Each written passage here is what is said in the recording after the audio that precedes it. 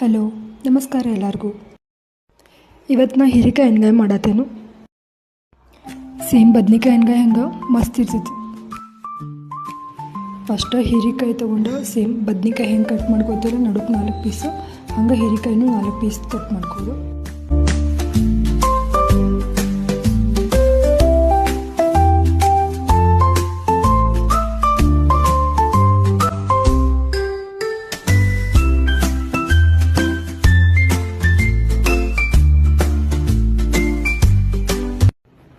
ಎಣ್ಗಾಯಿ ಅಂದ್ರೆ ಅದು ಇಂಪಾರ್ಟೆಂಟ್ ಸ್ಟಫಿಂಗ್.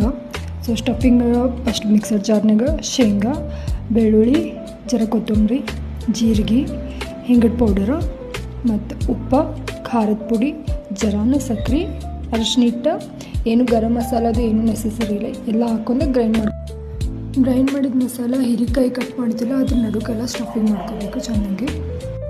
ಸ್ಟಫಿಂಗ್ ಮಾಡಿ ಅರ್ಧ ಹೀರೆಕಾಯಿ ಬಜ್ಜಿ ರೆಡಿ ಆದಂಗೆ.